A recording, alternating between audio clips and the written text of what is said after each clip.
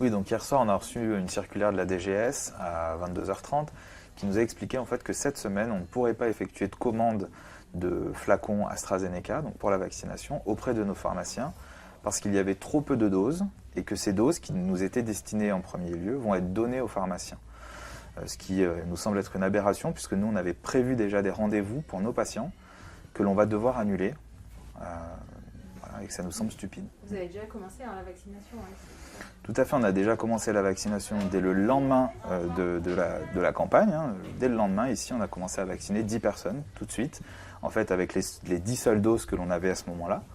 Et on continue, on monte en puissance, on s'est organisé, on est allé démarcher nos patients éligibles pour qu'ils puissent bénéficier de cette vaccination. C'est-à-dire, vous avez démarché les patients, qu'est-ce que vous avez fait concrètement? Donc on a fait une campagne de mail auprès des patients éligibles qu'on avait ciblés dans un premier temps sur des critères d'âge, donc ça représentait 1500 personnes. On leur a rappelé les critères d'éligibilité, en gros s'ils ont une maladie associée ou qui sont en obésité, en situation d'obésité, eh bien ils pouvaient bénéficier de cette vaccination. Donc on les a invités à revenir vers nous pour pouvoir organiser cet acte-là, cette vaccination. Alors comment est-ce que vous avez réagi du coup quand vous avez reçu cette circulaire hier soir? Très mal, c'est l'incompréhension. Il faut vraiment s'imaginer un petit peu ce que ça représente. Ce sont des contraintes d'organisation. On est très engagé dans cette campagne-là. Et aujourd'hui, on nous explique que finalement, ça s'arrête net pour nous, sans qu'on comprenne, alors qu'on a déjà mis en place des choses. C'est absolument incompréhensible et ça ne va pas dans le bon sens.